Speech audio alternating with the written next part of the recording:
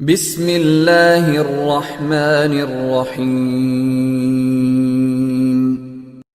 اس حصے میں آپ سنیں گے سیدنا ہود علیہ السلام کا نام و نسب اور قوم عاد کا تعارف، قوم نوح کے مشرکین کی تباہی کے بعد شرک کی ابتدا کن سے ہوئی، ہود علیہ السلام کی قوم کو دعوت اور قوم کا رویہ، قوم عاد کی قوت و طاقت اور ترقی کا تذکرہ، قوم عاد پر نازل ہونے والے عذاب، سیدنا صالح علیہ السلام کا نام و نسب اور قوم سمود کا علاقہ، قوم سمود کی فنون و ہنر میں قوم عاد کی نقالی، سیدنا صالح علیہ السلام کی قوم کو دعوت توحید اور سرداران قوم کا رویہ، قوم سمود کا معجزے کا مطالبہ، قوم سمود کو کون سا معجزہ ملا، معجزے کی بے حرمتی کرنے والے بدبخت اور اس کے ساتھیوں کا تذکرہ، سیدنا صالح علیہ السلام کے قتل کی سازش اور سازشیوں کی عبرتناک ہلاکت، رسوا کن عذاب سے قوم سمود کی تباہی و بربادی اور سیدنا صالح علیہ السلام کا اظہار افسوس، قصہ قوم سمود سے ماخوذ فوائد و نتائج، حکمتوں اور عبرتوں کا مفصل تذکرہ۔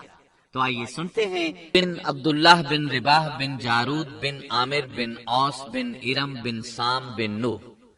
ہود علیہ السلام کی قوم کو قوم عاد اور قوم ارم بھی کہا جاتا ہے، کیونکہ عاد اور ارم ہود علیہ السلام کے اجداد تھے۔ قوم ہود احقاف نامی ایک بستی میں آباد تھی، اور یہ بستی عمان اور حضرہ موت کے درمیان ریت کے ٹیلوں والے علاقے میں تھی۔ عربی میں احقاف ریت کے ٹیلوں کو کہتے ہیں۔ یہ علاقہ سمندر کے کنارے واقع تھا اور شہر کے نام سے پکارا جاتا تھا۔ قرآن مجید میں سورۃ الاحقاف آیت 21 میں اللہ تعالیٰ نے انہیں ان کی بستی کی طرف منسوب کرتے ہوئے مخاطب کیا ہے۔ وَاذْكُرْ أَخَا عَادٍ إِذْ أَنذَرَ قَوْمَهُ بِالْأَحْقَافِ۔ اور عاد کے بھائی کو یاد کرو جبکہ اس نے اپنی قوم کو احقاف میں ڈرایا۔ قوم عاد کے لوگ اپنی رہائش کے لیے خیمے پسند کرتے تھے۔ ان کے خیمے بہت مضبوط اور پختہ ہوتے تھے۔ یہ لوگ ان کو بڑی مہارت سے بناتے تھے، پھر ان پر فخر کرتے تھے۔ اللہ تعالیٰ سورۃ الفجر آیات 6 تا 8 میں فرماتے ہیں، أَلَمْ تَرَ كَيْفَ فَعَلَ رَبُّكَ بِعَادٍ إِرَمَ ذَاتِ الْعِمَادِ الَّتِي لَمْ يُخْلَقْ مِثْلُهَا فِي الْبِلَادِ۔ کیا آپ نے نہیں دیکھا کہ آپ کے رب نے عاد کے ساتھ کیا کیا، جو نسل ارم سے تھے، ستونوں والے تھے، جن کے مانند کوئی قوم دنیا کے ممالک میں پیدا نہیں کی گئی۔ اللہ تعالیٰ نے ان کی کاریگری اور فن کی ایک مثال دی ہے کہ وہ ایسے خیموں میں آباد تھے جن کے ستون بہت مضبوط تھے، طاقتور تھے۔ ان لوگوں نے شہروں اور بستیوں کو ایسی کاریگری سے بنایا کہ ان کے متعلق عجیب و غریب روایات مشہور ہو گئیں۔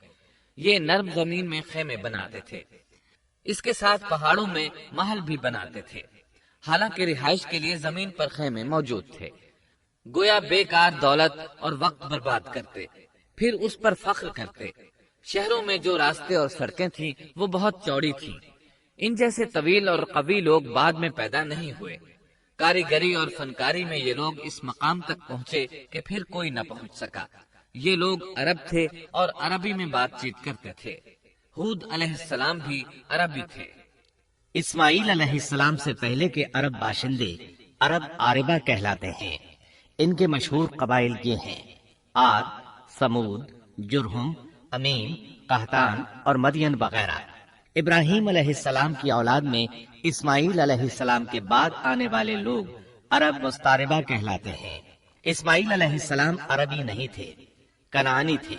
جب ابراہیم علیہ السلام اسماعیل علیہ السلام کو مکہ معظمہ میں چھوڑ آئے اور اسماعیل علیہ السلام نے عربوں سے میل جول قائم کیا تو ان سے عربی سیکھ لی اور اس میں بہت مہارت پیدا کر لی، یہاں تک کہ آپ کو عرب کا فصیح کہا جانے لگا۔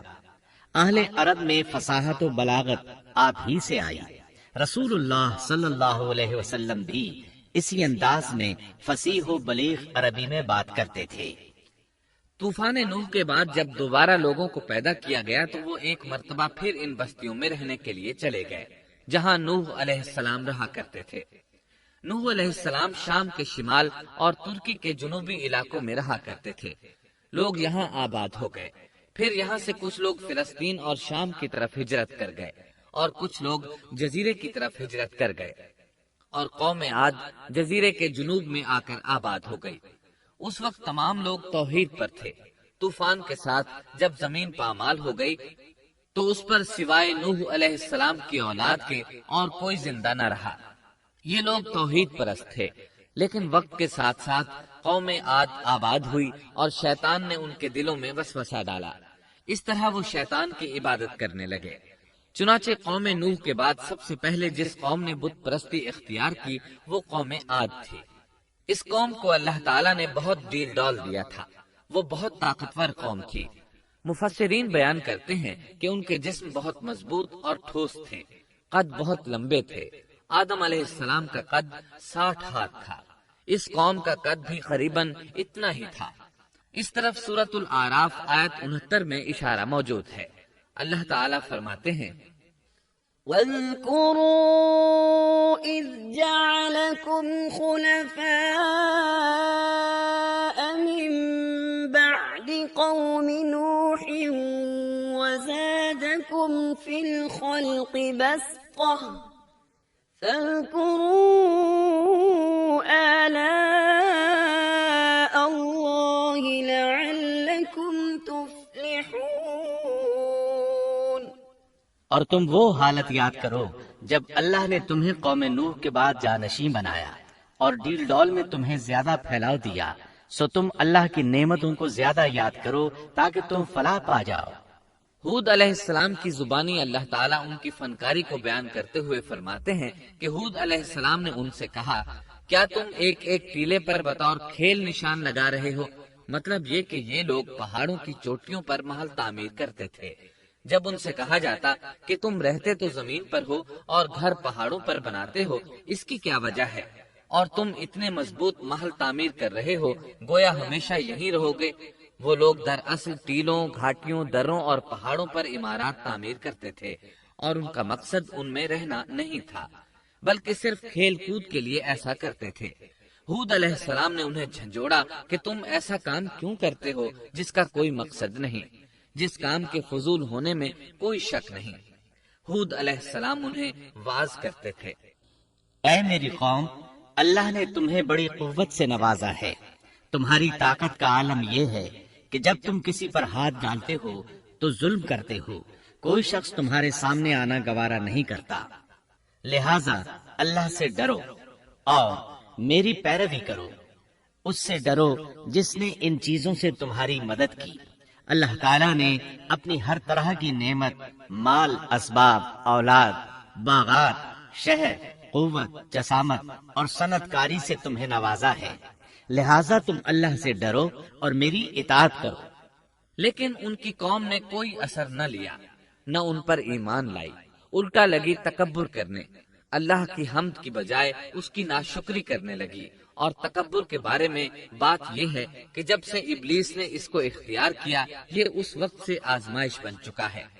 اللہ تعالیٰ سورہ حامیم السجدہ آیت 15 میں فرماتے ہیں، فَأَمَّا عَادٌ فَاسْتَكْبَرُوا فِي الْأَرْضِ بِغَيْرِ الْحَقِّ وَقَالُوا مَنْ أَشَدُّ مِنَّا قُوَّةً أَوَلَمْ يَرَوْا أَنَّ اللَّهَ الَّذِي خَلَقَهُمْ هُوَ أَشَدُّ مِنْهُمْ قُوَّةً۔ پس قوم عاد نے تو بے وجہ زمین میں سرکشی شروع کر دی اور کہنے لگے کہ ہم سے زوراور کون ہے؟ کیا انہیں یہ نظر نہ آیا کہ جس اللہ نے انہیں پیدا کیا ہے وہ ان سے بہت ہی زیادہ زوراور ہے؟ جب یہ لوگ اپنی سرکشی اور کفر میں حد سے بڑھ گئے، تب اللہ تعالیٰ نے ہود علیہ السلام کو ان کی طرف بھیجا۔ انہوں نے انہیں اللہ کی طرف بلایا اور کہا، اے میری قوم، اللہ کی عبادت کرو، اس کے سوا تمہارا کوئی معبود نہیں۔ کیا تم ڈرتے نہیں؟ قوم کے کافر سردار کہنے لگے، ہم تو دیکھتے ہیں کہ تو نیری بے وقوفی میں ہے، ہمارے خیال میں تو جھوٹا ہے۔ اس پر ہود علیہ السلام نے فرمایا، میری قوم، میں بے وقوف نہیں، میں تو تمام جہانوں کے پروردگار کی طرف سے بھیجا گیا ہوں، تمہیں اپنے رب کے پیغامات پہنچا رہا ہوں، اور ہوں بھی تمہارا دلی خیرخواہ اور امانت دار۔ کیا تم اس بات سے تعجب کرتے ہو کہ تم میں سے ایک شخص کی معرفت، اللہ کا ذکر تم تک پہنچا کہ وہ تمہیں خبردار کر دے؟ تم اللہ کی اس نعمت کو یاد کرو کہ اس نے تمہیں قوم نوح کے بعد خلیفہ بنایا اور ڈیل ڈول میں تمہیں زیادہ پھیلاؤ دیا۔ تم اللہ کے احسانات کو یاد کرو تاکہ فلاح اور نجات پا جاؤ۔ ہود علیہ السلام نے اللہ کی عظیم نعمتوں کے ساتھ انہیں نصیحت کی، لیکن وہ بدبخت کفر ہی کرتے رہے۔ آخر انہیں جھنجھوڑنے کے لیے انہوں نے فرمایا، اے میری قوم، اللہ ہی کی عبادت کرو، اس کے سوا تمہارا کوئی معبود نہیں۔ تم تو صرف بہتان بازی کر رہے ہو، یعنی جن بتوں کی تم پوجا کر رہے ہو ان کی پوجا تم نے خود گھڑی ہے، اللہ تعالیٰ نے تو اس کے متعلق کوئی دلیل نازل نہیں فرمائی۔ میری قوم کے لوگوں، میں تم سے اس دعوت و تبلیغ کی کوئی اجرت نہیں مانگتا، میرا اجر اس کے ذمے ہے جس نے مجھے پیدا کیا ہے، تو کیا تم پھر بھی عقل سے کام نہیں لیتے؟ اے میری قوم کے لوگوں، اپنے رب سے گزشتہ گناہوں کی معافی طلب کرو، آئندہ گناہوں سے توبہ کرو تاکہ وہ برسنے والے بادل تم پر بھیج دے اور تمہیں طاقت میں اور بڑھا دے، تاکہ تم گناہگار ہونے کے باوجود روگردانی نہ کرو۔ ہود علیہ السلام مسلسل انہیں دعوت دیتے رہے، لیکن وہ ظالم قوم نوح کی طرح ان کا مذاق اڑانے لگی اور کہنے لگی، ہمارے خیال میں تو بے وقوف ہے اور شاید تو ہمارے کسی معبود کے بڑے جھپٹے میں آ گیا ہے، تو ہمارے بتوں کو برا کہتا ہے، اس لیے ان میں سے کسی کی مار تم پر پڑی ہے، اسی لیے تو ذہنی مریض بن گیا ہے۔ وہ ظالم لوگ چونکہ آخرت پر ایمان نہیں رکھتے تھے اور دنیا میں خوشحالی کی زندگی بسر کر رہے تھے اور تھے بھی اپنی قوم کے سردار، اس لیے اپنے ماتحتوں سے کہنے لگے، یہ تو تم جیسا ہی انسان ہے، وہی کچھ کھاتا ہے جو تم کھاتے ہو اور پیتا بھی وہی کچھ ہے جو تم پیتے ہو۔ اب اگر تم نے اپنے جیسے انسان کی اطاعت قبول کر لی تو سخت خسارے میں رہو گے۔ کیا یہ تمہیں اس بات سے دھمکاتا ہے کہ جب تم مر کر خاک اور ہڈیاں بن جاؤ گے تو پھر زندہ کیے جاؤ گے؟ ہرگز نہیں، یہ بات امکان سے باہر ہے جس کا وعدہ تم سے کیا جاتا ہے۔ یہ زندگی تو صرف دنیا کی ہے، ہم مرتے جیتے رہتے ہیں، ہم پھر نہیں اٹھائے جائیں گے۔ یہ تو وہ شخص ہے جس نے اللہ پر جھوٹ باندھا ہے، ہم اس پر یقین کرنے والے نہیں۔ ہود علیہ السلام انہیں دعوت دیتے رہے یہاں تک کہ ان کی قوم نے واضح طور پر کہہ دیا کہ آپ ہمیں واز سنائیں یا نہ سنائیں، ہم تو اپنی روش نہیں چھوڑیں گے، یہ تو پرانے لوگوں کا دین ہے۔ اس طرح قوم انہیں مسلسل جھٹلاتی ہی رہی۔ آخر ہود علیہ السلام نے بھی انہیں کھلم کھلا دھمکی دی اور فرمایا، لوگوں سنو، میں صرف تمہیں ہی نہیں اللہ کو بھی گواہ بنا کر اعلان کرتا ہوں کہ اللہ کے سوا جس جس کی عبادت ہو رہی ہے میں ان سب سے بری طرح بیزار ہوں۔ اب تم ہی نہیں اپنے ساتھ اوروں کو بھی بلا لو اور اپنے ان سب جھوٹے معبودوں کو بھی بلا لو، اور تم سے جو ہو سکے مجھے نقصان پہنچا دو، مجھے کوئی مہلت نہ دو، نہ مجھ پر ترس کھاؤ۔ یہ فرمانے کے بعد انہوں نے اللہ سے دعا کی، رب انصرنی بما کذبون، اے پروردگار ان کے جھٹلانے پر تو میری مدد فرما۔ اللہ کی طرف سے آپ کو جواب ملا، یہ تو بہت ہی جلد اپنے کیے پر پچھتانے لگیں گے۔ اللہ کے نبی کا انکار کرنے، اس سے بغض رکھنے اور اس کا مذاق اڑانے والوں کا انجام کیا ہوا؟ اللہ نے انہیں ایسے زناٹے کی آندھی سے تہس نہس کیا کہ جس کی تاریخ میں مثال نہیں ملتی۔ اللہ نے ان سے بارش روک لی، اس سے خشک سالی کی کیفیت پیدا ہو گئی، درخت اور پھل ختم ہو گئے، وہ لوگ بارش کی خواہش کرنے لگے۔ اسی حالت میں ایک دن اللہ نے انہیں عذاب دینے کا ارادہ فرمایا۔ انہوں نے دیکھا ایک سیاہ بادل ان کی طرف بڑھ رہا ہے، خوشی سے اچھلنے لگے، کہنے لگے یہ بادل ہم پر برسنے والا ہے، جبکہ ان کا خیال غلط تھا۔ دراصل ابر کی صورت میں یہ وہ قہر الہی تھا جس کے آنے کی وہ جلدی مچا رہے تھے۔ وہ عذاب ان کی بستیوں کی تمام چیزوں، پھلوں، خیموں، درختوں کو تہس نہس کرتا ہوا آیا۔ اسے اللہ کا یہی حکم تھا۔ آندھی اس قدر زبردست تھی کہ پہاڑوں پر ان کے تعمیر کردہ محلوں تک کو اڑا لے گئی۔ مجرموں کا یہی بدلہ ہے۔ اللہ تعالیٰ سورۃ الزاریات آیت 41 اور 42 میں فرماتے ہیں، وفي عاد إذ أرسلنا عليهم الريح العقيم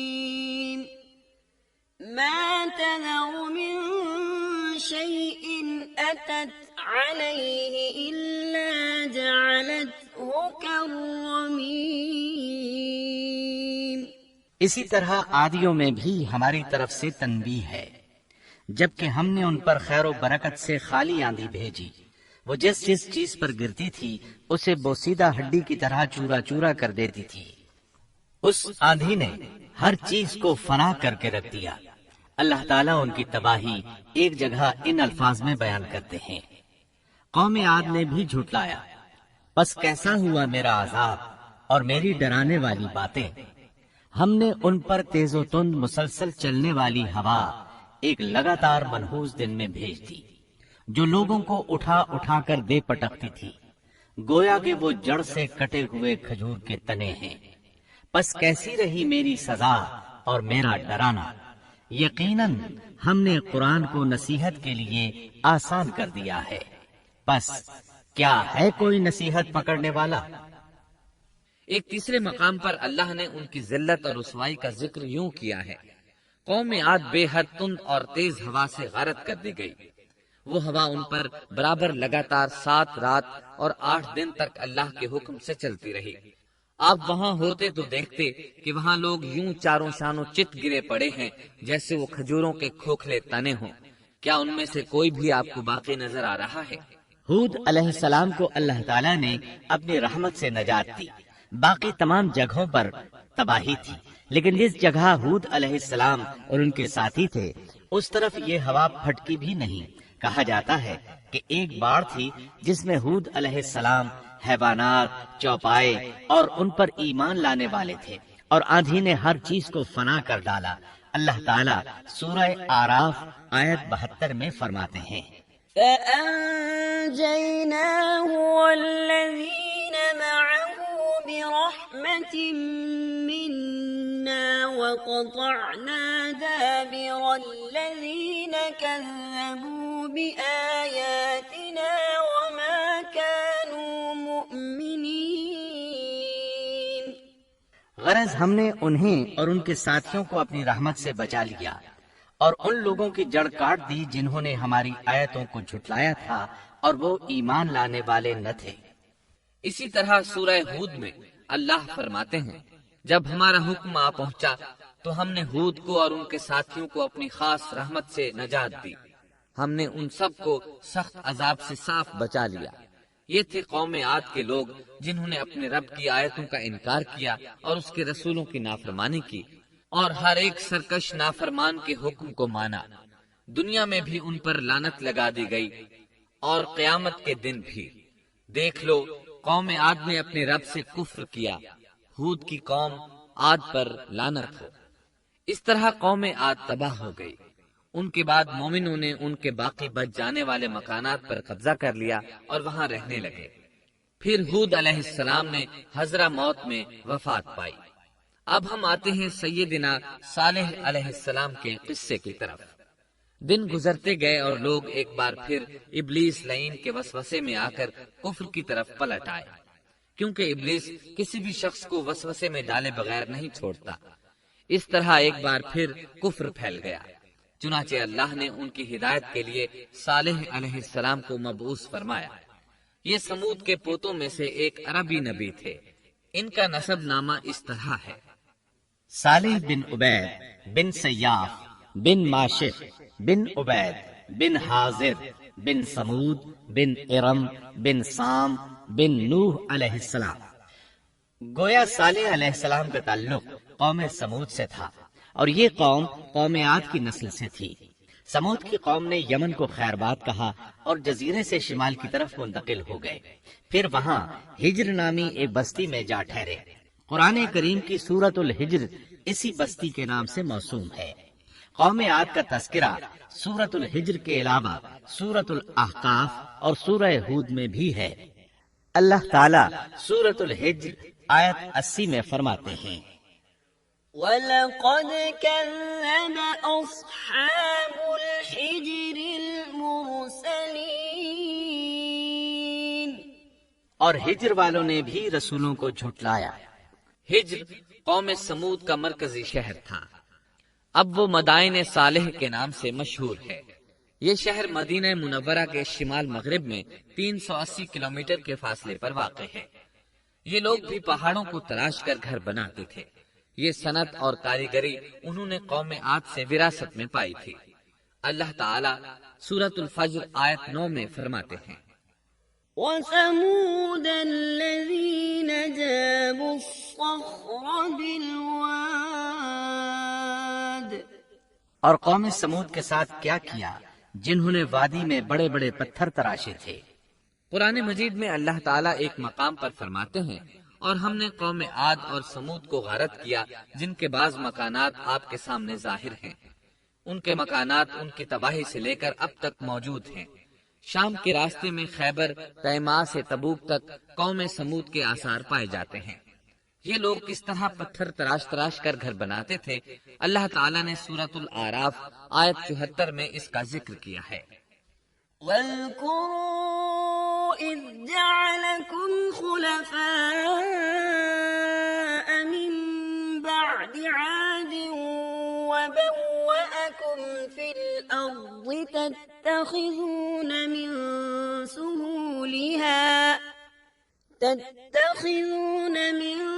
سُهُولِهَا قُصُورًا وَتَنْحِتُونَ الْجِبَالَ بُيُوتًا فاذكروا آلاء الله ولا تعثوا في الأرض مفسدين۔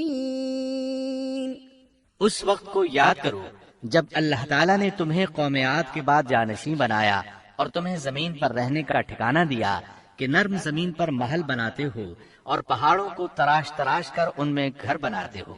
سو اللہ کی نعمتوں کو یاد کرو اور زمین میں فساد مت پھیلاؤ۔ یہ آیت ان کی طاقت، جسم کی صلاحیت اور ماہر فن ہونے پر دلیل ہے۔ پہاڑوں کو تراشنا دراصل قوم عاد کی عادت تھی۔ یہ بھی چونکہ انہی سے تھے، اس لیے وراثت میں یہ کام انہیں بھی آ گیا تھا۔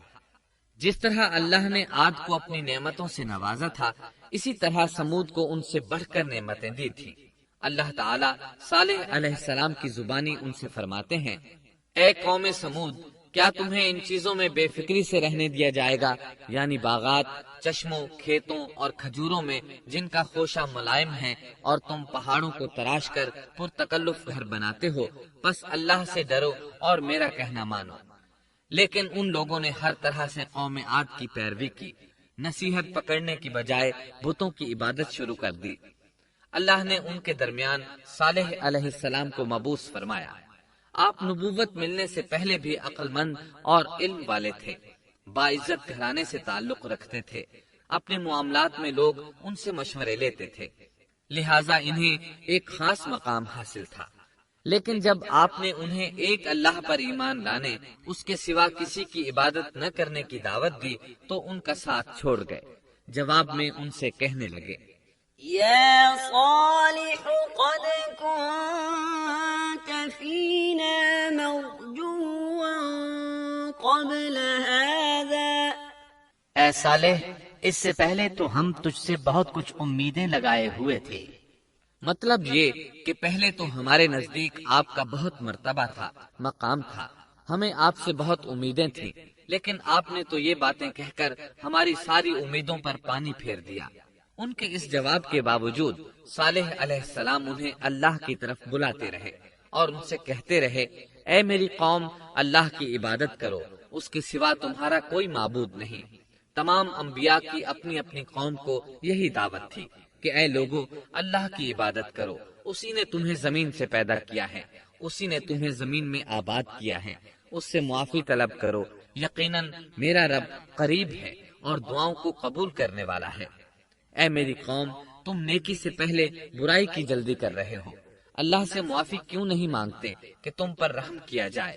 اللہ سے ڈرو، میری اطاعت کرو، حد سے گزر جانے والے بے باک لوگوں کی اطاعت سے باز آؤ، وہ ملک میں فساد پھیلا رہے ہیں اور اصلاح نہیں کرتے۔ صالح علیہ السلام نے ہود علیہ السلام کی طرح اپنی قوم کو نصیحت کی، لیکن ان ظالموں نے بھی اسی طرح کفر کیا جیسے قوم عاد نے کیا تھا۔ کہنے لگے یہ کیسے ہو سکتا ہے کہ ہم اپنے میں سے ایک شخص کے تابع ہو جائیں؟ اس اکیلے کی اتنی زیادہ فضیلت کی آخر کیا وجہ ہے؟ ہم نہیں مان سکتے کہ ہم میں صرف اسی ایک پر اللہ کی باتیں نازل ہوتی ہیں۔ پھر وہ اس سے بھی آگے بڑھے اور اللہ کے نبی کو کھلے الفاظ میں پرلے درجے کا جھوٹا کہا، جادوگر کہا۔ پھر یہ سرکش اور کافر لوگ صالح علیہ السلام کے ساتھ ایمان لانے والے کمزور غریب لوگوں کو مخاطب کر کے کہنے لگے، کیا تم صالح پر ایمان رکھتے ہو؟ ہم تو اس کے منکر ہیں۔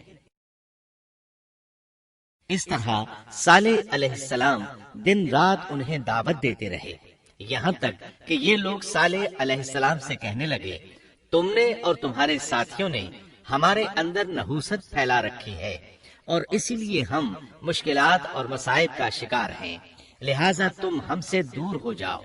صالح علیہ السلام نے انہیں جواب دیا، تم پر نحوست اللہ کی طرف سے ہے، تم فتنے میں پڑے ہوئے لوگ ہو۔ پھر اس کے بعد وہ لوگ صالح علیہ السلام سے مکمل طور پر دشمنی کرنے لگے اور انہوں نے آپ کو یہاں تک کہہ دیا کہ آپ ہماری مجلس میں نہ آیا کریں کیونکہ آپ منحوس ہیں۔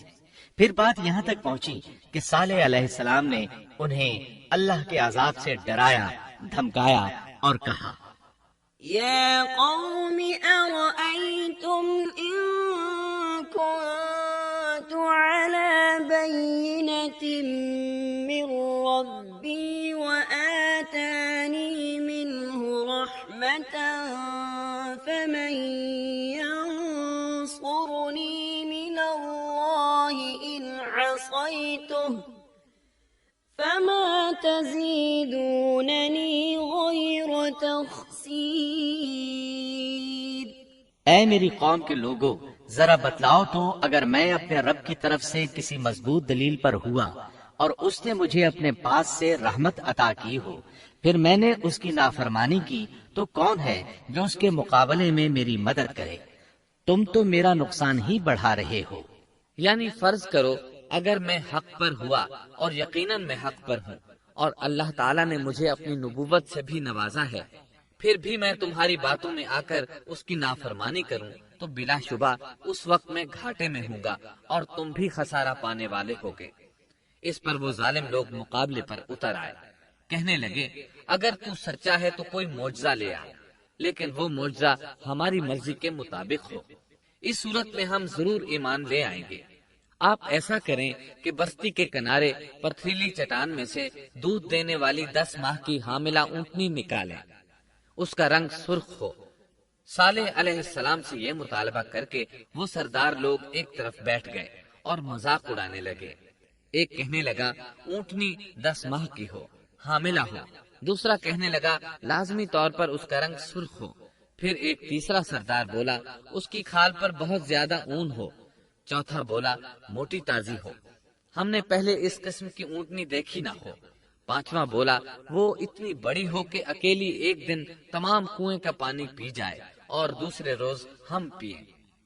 یہ لوگ اسی طرح مذاق اڑا رہے تھے کہ صالح علیہ السلام نے ان سے کہا، اگر تمہاری مطلوبہ اونٹنی تمہیں مل جائے تو کیا تم ایمان لے آؤ گے؟ سب نے مل کر کہا، ہاں ضرور لے آئیں گے۔ صالح علیہ السلام نے فرمایا، تب تم ایک دن سب لوگوں کو جمع کر لو۔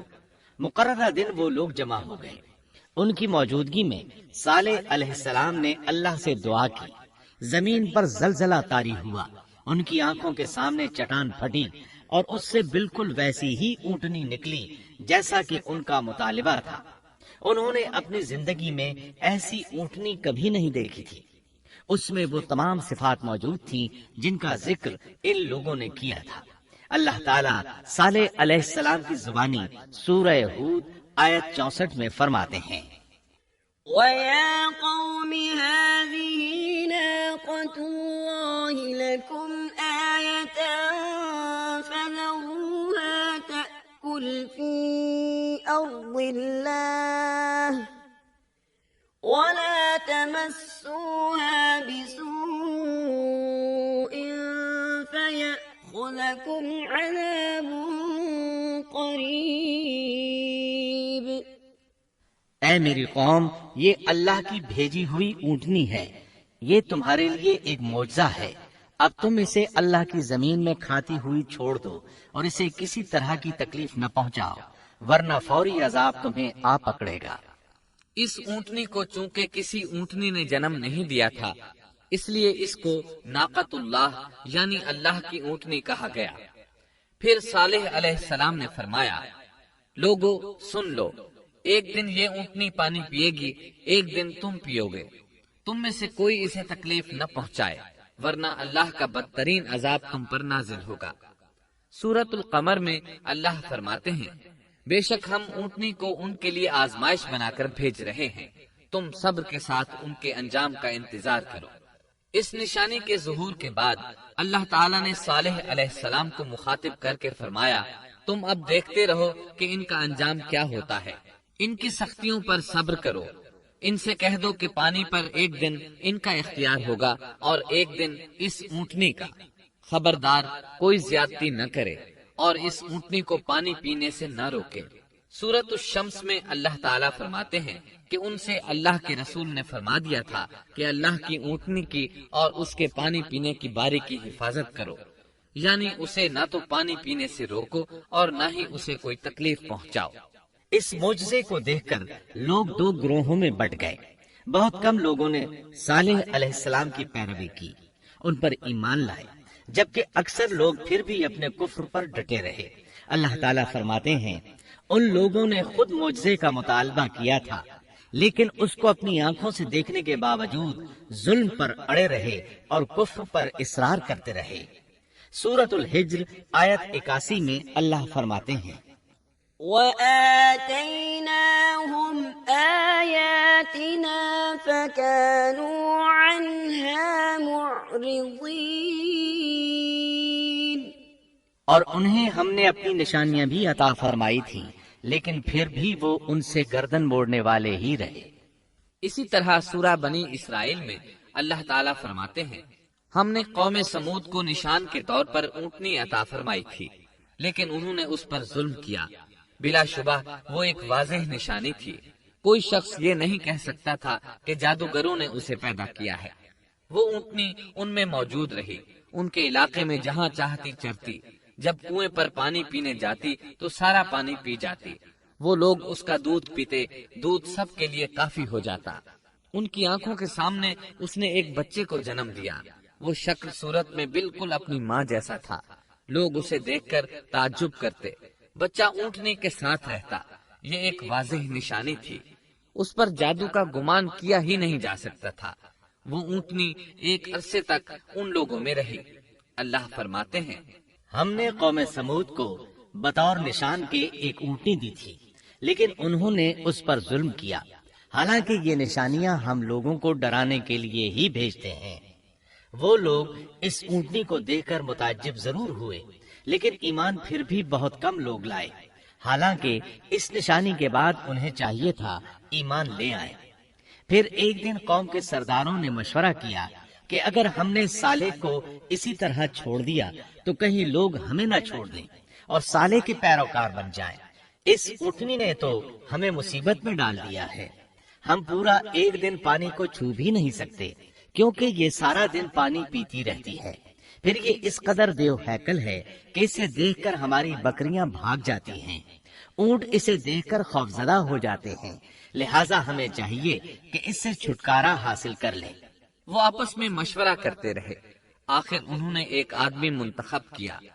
مورخین کا اس پر اتفاق ہے کہ اس کا نام قدار بن سالف تھا. اس کے ساتھ اس کا ایک ساتھی بھی تھا. ان دونوں نے مل کر اونٹنی کو قتل کیا. اللہ تعالیٰ سورۃ القمر آیت 29 اور 30 میں فرماتے ہیں، فنادوا صاحبهم فتعاطى فعقر فكيف كان عذابي ونذر.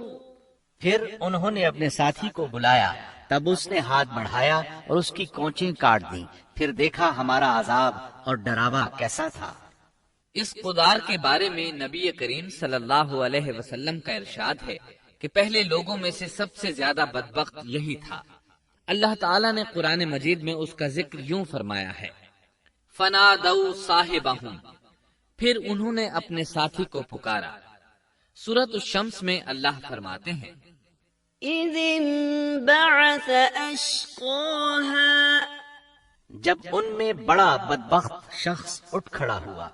یہ بدبخت قدار اٹھا، اپنے ساتھی کو ساتھ لیا اور اونٹنی کو قتل کرنے کے لیے تیار ہو گئے۔ آپس میں مشورہ ہوا کہ یہ نہ کہا جائے ہم نے اسے قتل کیا ہے۔ اس طرح باقی لوگوں نے بھی ان سے اتفاق کیا۔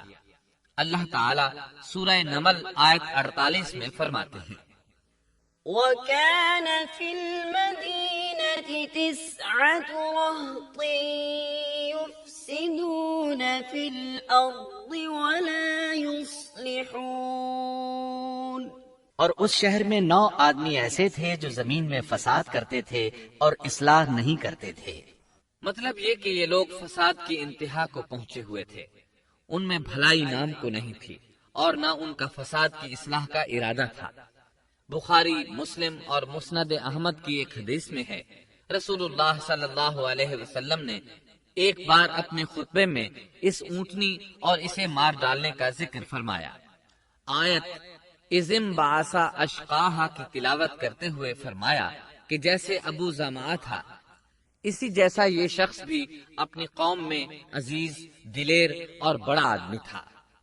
تمام لوگوں نے اس بدبخت کے ساتھ عہد کیا اور اسے یقین دہانی کرائی کہ اگر تمہارے ساتھ کسی نے برائی کا ارادہ کیا تو تمام قوم تمہاری حمایت میں اٹھ کھڑی ہوگی۔ اس یقین دہانی کے بعد یہ بدبخت اونٹنی کے انتظار میں بیٹھ گئے۔ اونٹنی پہاڑ کی طرف سے آتی تھی اور پانی پی کر واپس چلی جاتی تھی، یہی اس کا معمول تھا۔ جب ان لوگوں نے چٹان سے اونٹنی کو نکلتے دیکھا تو اچانک حملہ کرنے کے لیے آگے بڑھے، لیکن اس کا جثہ دیکھ کر خوفزدہ ہو گئے، الٹے پاؤں بھاگے۔ بدبخت قدار نے اپنے ساتھیوں کی یہ حالت دیکھی تو ہنس پڑا اور آگے بڑھ کر اونٹنی کی ران میں تیر مارا۔ اس سے اونٹنی کی ران کی ہڈی ٹوٹ گئی اور وہ نیچے گر گئی۔ پھر اس ظالم نے اپنے ساتھیوں کو آواز دی اور آگے بڑھ کر اونٹنی کی کونچیں کاٹ دی۔ سورۃ الشمس میں اللہ تعالیٰ فرماتے ہیں، ان لوگوں نے اپنے پیغمبر کو جھوٹا سمجھ کر اس اونٹنی کی کونچیں کاٹ دی، پس ان کے رب نے ان کے گناہوں کے باعث ان پر ہلاکت ڈالی اور پھر ہلاکت کو عام کر دیا اور اس بستی کو برباد کر دیا۔ اونٹنی کی کونچیں کاٹ دیے جانے کے بارے میں اللہ تعالیٰ ایک دوسرے مقام پر فرماتے ہیں کہ پس انہوں نے اونٹنی کو مار ڈالا اور اپنے پروردگار کے حکم سے سرتابی کی اور کہنے لگے، اے صالح، جن عذابوں سے تو ہمیں دھمکاتا رہتا تھا، اگر تو واقعی پیغمبر ہے تو ان عذابوں کو ہم پر نازل کرا دے۔ اونٹنی پر حملہ ہوتے ہی اس کا بچہ بھاگ نکلا تھا۔ وہ پہاڑ کی چوٹی پر چڑھ گیا، 3 مرتبہ بلبلایا۔ یہ بدبخت اس کے پیچھے بھاگے اور آخر اسے بھی قتل کر دیا۔ پھر تمام بستی والے جمع ہوئے، اونٹنی اور اس کے بچے کا گوشت تیار کیا اور مزے کے ساتھ اس کو کھایا۔ اس جرم میں ان سب نے شرکت کی، البتہ جو لوگ صالح علیہ السلام پر ایمان لے آئے تھے وہ الگ تھلگ رہے۔ صالح علیہ السلام کو جب یہ خبر ملی تو وہ گھبرائے ہوئے اونٹنی کے پاس پہنچے۔ اونٹنی بے جان پڑی تھی، اس کا بچہ بھی بے جان تھا۔ لوگ ان کے گرد جمع تھے اور ان کا گوشت کھا رہے تھے۔ اس وقت صالح علیہ السلام نے ان سے کہا، فقال تمتعوا في داركم 3 أيام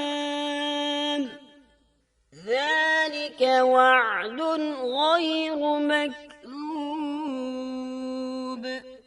اس پر صالح نے کہا کہ اچھا تم 3 دن تک اپنے گھروں میں رہ سہ لو، یہ وعدہ جھوٹا نہیں ہے۔ مطلب یہ کہ تمہیں صرف 3 دن کی مہلت ہے، اس کے بعد تم سب کے سب ہلاک کیے جاؤ گے۔ وہ صالح علیہ السلام کی بات کو رد کرتے ہوئے انہیں دھمکیاں دینے لگے کہ جن عذابوں کا تو ہم سے وعدہ کر رہا ہے، اگر تو سچا ہے تو ان کو ہم پر نازل کر دے۔ اس کے بعد وہ جمع ہو کر مشورہ کرنے لگے کہ آج رات صالح کو بھی مار ڈالو۔ ان کے اس مشورے کے بارے میں اللہ تعالیٰ سورۃ النمل آیات 48 اور 49 میں فرماتے ہیں، اس شہر میں 9 سردار تھے، وہ زمین میں فساد پھیلاتے رہتے تھے اور اصلاح نہیں کرتے تھے۔ انہوں نے آپس میں بڑی بڑی قسمیں کھا کھا کر عہد کیا کہ رات ہی کو صالح اور اس کے گھر والوں پر چھاپا ماریں گے اور اس کے وارثوں سے صاف کہہ دیں گے کہ ہم اس کے اہل کی ہلاکت کے وقت موجود نہیں تھے اور ہم بالکل سچے ہیں۔ اب یہ لوگ صالح علیہ السلام کے گھر کی طرف چلے۔ اللہ تعالیٰ سورۃ النمل آیات 50 اور 51 میں فرماتے ہیں، وَمَكَرُوا مَكْرًا وَمَكَرْنَا مَكْرًا وَهُمْ لَا يَشْعُرُونَ فَانظُرْ كَيْفَ كَانَ عَاقِبَةُ مَكْرِهِمْ أَنَّا دَمَّرْنَاهُمْ وَقَوْمَهُمْ أَجْمَعِينَ۔ اور انہوں نے ایک داؤ کھیلا، سو ہم نے بھی ایک ایسا داؤ کھیلا کہ انہیں خبر بھی نہ ہوئی۔ پھر دیکھو کہ ان کے داؤ کا کیا انجام ہوا، ہم نے انہیں اور ان کی ساری قوم کو ہلاک کر دیا۔ صالح علیہ السلام کا گھر پہاڑ کی بلندی پر تھا۔ یہ فسادی لوگ ابھی اوپر چڑھ رہے تھے کہ زمین حرکت کرنے لگی۔ ایک چٹان اوپر سے لڑھکتی ہوئی آئی اور ان تمام کو پیس کر رکھ دیا۔ ان 9 فسادی لوگوں کی ہلاکت کے ساتھ ہی اللہ کے عذاب کی ابتدا ہو چکی تھی۔ چنانچہ صالح علیہ السلام نے اپنے ساتھیوں کے ساتھ اس بستی کو چھوڑ دیا، یعنی وہ ہجر کے علاقے سے نکل گئے۔ صبح ہوئی تو لوگوں نے ایک عجیب منظر دیکھا۔ قوم سمود کے تمام لوگوں کے چہرے زرد پڑ چکے تھے، وہ سب رونے لگے کیونکہ عذاب کے آثار شروع ہو چکے تھے۔ دوسرے دن تمام لوگوں کے چہرے آگ کی طرح سرخ ہو گئے اور تیسرے دن تمام کے چہرے سیاہ ہو چکے تھے۔ اپنی یہ حالت دیکھ کر سب لوگ رونے اور چیخ پکار کرنے لگے، اپنی قبریں کھودنے لگے۔ اب انہیں یقین ہو چکا تھا کہ عذاب کا وعدہ برحق تھا۔ اللہ تعالیٰ نے انہیں پہلی قوموں کی طرح ایک قسم کا عذاب نہیں دیا تھا، جیسے قوم نوح کو صرف طوفان کے ذریعے ہلاک کیا گیا، قوم عاد کو صرف طوفانی ہوا کے ذریعے ہلاک کیا گیا، لیکن قوم سمود کو اللہ تعالیٰ نے طرح طرح کے عذابوں سے دوچار کیا، اس لیے کہ انہوں نے اپنی مطلوبہ شرط پوری ہونے کے باوجود ایمان قبول نہیں کیا تھا۔ عذاب کی ابتدا زلزلے سے ہوئی، زمین حرکت کرنے لگی۔ اس کی وجہ سے وہ لوگ اپنے گھروں میں اوندھے کے اوندھے پڑے رہ گئے، ان میں اٹھنے کی طاقت تک نہ رہی۔ پھر آسمان میں سخت کڑاکا ہوا، اس کی ہولناک دہشت انگیز چنگھاڑ نے ان کے بھیجے پھاڑ کر رکھ دیے۔ ایک ہی لمحے میں ایک ساتھ وہ سب ڈھیر ہو گئے۔ ان کی ہلاکت اور تباہی کو بیان کرتے ہوئے اللہ تعالیٰ سورۃ الذاریات آیات 43 تا 45 میں فرماتے ہیں، وَفِي ثَمُودَ إِذْ قِيلَ لَهُمْ تَمَتَّعُوا حَتَّىٰ حِينٍ فَعَتَوْا عَنْ أَمْرِ رَبِّهِمْ فَأَخَذَتْهُمُ الصَّاعِقَةُ وَهُمْ يَنظُرُونَ فَمَا اسْتَطَاعُوا مِنْ قِيَامٍ وَمَا كَانُوا منتصرين۔ اور سمود کے قصے میں بھی عبرت ہے، جب ان سے کہا گیا کہ تم کچھ دن تک فائدہ اٹھا لو، لیکن انہوں نے اپنے رب کے حکم سے سرتابی کی، اس پر انہیں ان کے دیکھتے دیکھتے تیز و تند کڑاکے نے ہلاک کر دیا، پس نہ تو وہ کھڑے ہو سکے اور نہ بدلہ لے سکے۔ اسی طرح سورہ ہود میں اللہ تعالیٰ نے ان کی تباہی کا نقشہ اس طرح کھینچا ہے کہ ایک زور کی کڑک نے ان ظالموں کو آ لیا، پھر تو وہ اپنے گھروں میں زانوں کے بل مردہ پڑے رہ گئے، ایسے گویا کہ وہ کبھی آباد ہی نہ تھے۔ سورۃ القمر میں اللہ نے ان کی رسوائی ان الفاظ میں بیان کی ہے، ہم نے ان پر ایک چیخ بھیجی، پھر وہ ایسے ہو گئے جیسے کانٹوں کی باڑ کا چورا۔ دوسری طرف صالح علیہ السلام اور ان کے ساتھیوں کو اللہ تعالیٰ نے اپنی رحمت سے نجات دی۔ اللہ تعالیٰ سورہ ہود آیت 66 میں فرماتے ہیں، فَلَمَّا جَاءَ أَمْرُنَا نَجَّيْنَا صَالِحًا وَالَّذِينَ آمَنُوا مَعَهُ برحمة منا ومن خزي يومئذ إن ربك هو القوي العزيز۔ پھر جب ہمارا فرمان آ پہنچا ہم نے صالح اور ان پر ایمان لانے والوں کو اپنے فضل سے اس سے بچا لیا اور اس دن کی رسوائی سے بھی۔ یقیناً تیرا پروردگار نہایت توانا اور غالب ہے۔ اس قوم کے آثار آج تک باقی ہیں۔ مدینہ منورہ کے شمال مغرب میں ان کے گھر موجود ہیں۔ اب یہ علاقہ مدائن صالح کے نام سے مشہور ہے۔ سورۃ النمل میں اللہ تعالیٰ فرماتے ہیں پس یہ ان کے گھر ہیں جو ان کے ظلم کے سبب ویران پڑے ہیں، بے شک اس میں دانش مندوں کے لیے نشانیاں ہیں۔ اللہ تعالیٰ نے ان کے نشانات کو آج تک باقی رکھا ہے تاکہ بعد میں آنے والوں کو یقین ہو جائے اور کسی قسم کا شک نہ رہے۔ عذاب کے آثار نمودار ہونے پر صالح علیہ السلام نے ان سے فرمایا تھا، اے میری قوم، میں نے تمہیں اپنے پروردگار کا حکم پہنچا دیا تھا اور میں نے تمہاری خیر خواہی کی، لیکن تم لوگ خیر خواہوں کو پسند نہیں کرتے۔ اس کے بعد صالح علیہ السلام اپنے ساتھیوں کے ساتھ وہاں سے ہجرت کر کے فلسطین آ گئے، وہیں رملہ نامی بستی میں رہنے لگے اور یہیں آپ کی وفات ہوئی۔ نبی کریم صلی اللہ علیہ وسلم صحابہ کرام رضی اللہ عنہم کے ساتھ تبوک تشریف لے گئے تو آپ نے مدائن صالح کے قریب قیام فرمایا تھا۔ صحابہ نے ان کنوؤں سے پانی لے لیا جو قوم سمود کے استعمال میں رہے تھے، کچھ برتن بھی وہاں سے لے لیے۔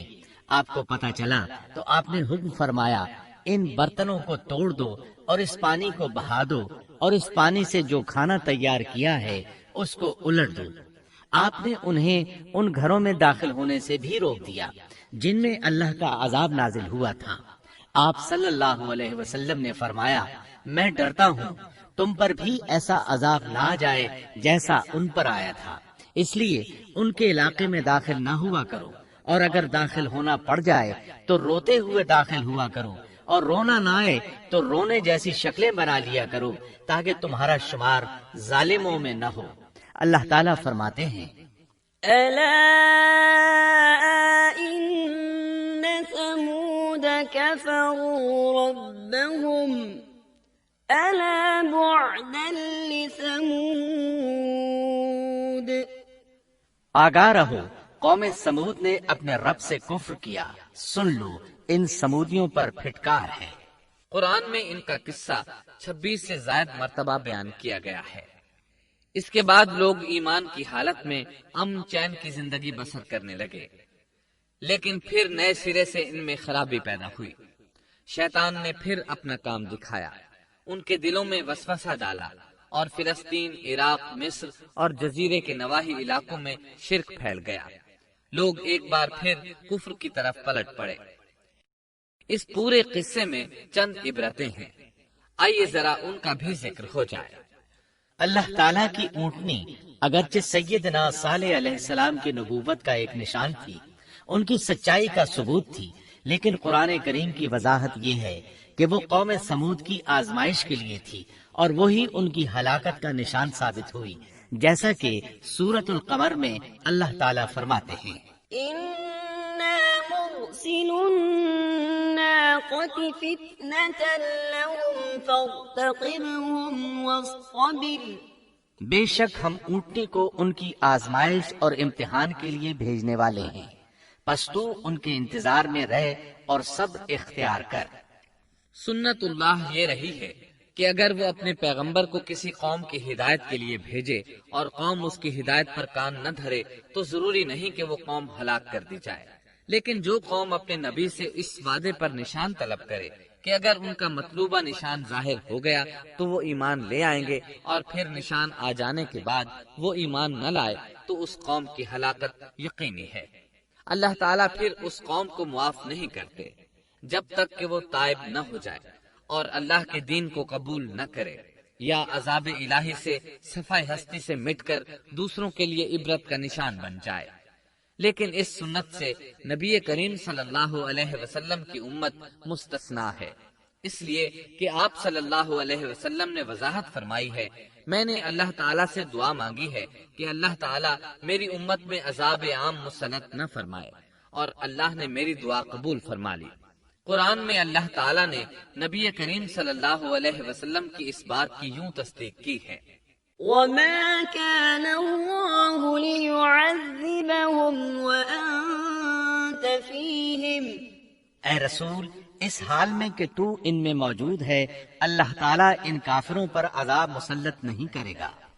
اور یہ ایک خطرناک غلطی ہے، نفس کا دھوکہ ہے کہ انسان عیش و عشرت اور دنیاوی جاہ و جلال کو دیکھ کر یہ خیال کر بیٹھے، یہ گمان کر لے کہ جس قوم یا فرد کے پاس یہ سب کچھ موجود ہے وہ ضرور اللہ تعالیٰ کے سائے میں ہے، اور یہ کہ ان کی یہ خوش عیشی اس بات کی علامت ہے کہ اللہ تعالیٰ کی خوشنودی ان کے ساتھ ہے۔ یہ نفس کا دھوکہ ہے، غلط فہمی ہے، بلکہ کج فہمی ہے۔